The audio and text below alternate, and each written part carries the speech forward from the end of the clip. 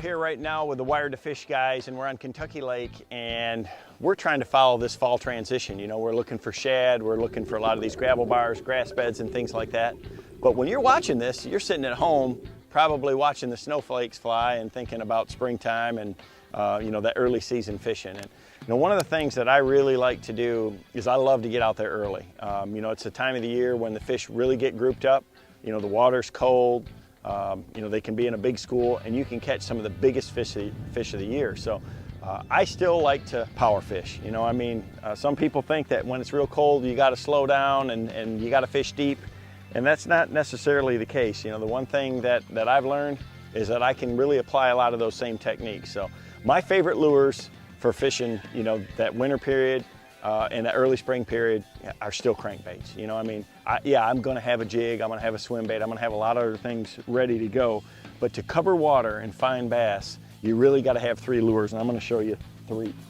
First and foremost, you gotta have a lipless crankbait. You know, a 1/2 ounce red-eye shad is a go-to bait for me. I've won a ton of money with this. You know, it's very efficient for covering flatter areas, shallower areas, because again, it sinks, but on a cast and retrieve, you know, this is gonna get you to, you know, from 0 to 8 foot or so. That's that efficient zone. If you're going a little bit deeper than that, you can go up to the 3/4 ounce model and get it, you know, maybe down to 10 or so. Fantastic if the lake that you're fishing has grass. Again, a lot of the lowland reservoirs that don't have grass, it's still perfect. You know, Kentucky Lake, Pickwick, places like that that have a lot of gravel bars, even though there's not grass on them, lipless crankbait's a great tool. And a lot of those fish, because of the water clarity being you know, kind of low, they'll stay shallow even in 35-degree water. So you can catch a lot of fish with that. You know, I try to use a slow retrieve, have just enough you know, contact with the bottom that I can keep this bait kind of bumping into the cover. You can rip it out of the grass, perfect. You know, a lot of the lakes that I fish maybe have a little steeper banks, a lot of highland reservoirs and that, and that's where something like this, and this is a bait that I've been looking for a while from Strike King. It's called a Lucky Shad. The unique thing about this lure is it's got a very tight action, like, you know, some other minnow baits do, but it has a good rattle to it, and you'll notice that the bill's a little different. Most of these minnow baits that are on the market have a rounded bill. This one with that square cornered bill really deflects off the rocks and cover. I mean, this is a great bait for riprap, fishing channel banks and things like that, even throwing, you know, on laydowns. I typically throw this on a spinning rod with light line, 8 or 10 pound test. That's what gives it the liveliest action. Another thing with this bait is it's designed to almost suspend. In cold water, this bait will suspend. In warmer water, it has a slow rise to it.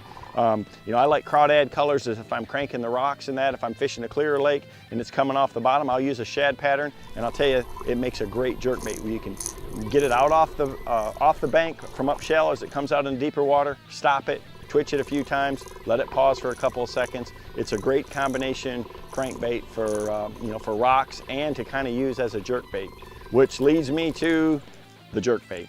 And you know, the big thing that I'm really looking for this time of the year is what the fish are really keying on. I mean, if they're on the bottom eating crayfish, it's hard to beat that red-eye shad or something like that Lucky Shad, a crankbait that's getting down there banging into the rocks.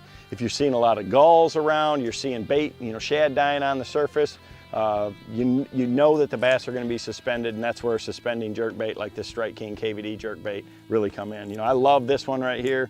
This crystal shad color, if the water has some clarity to it.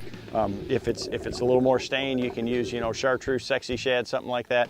The thing about the jerkbait is you gotta have clear water. You know, these other crankbaits, not so much. If you got stained or dirty water, they're still gonna work.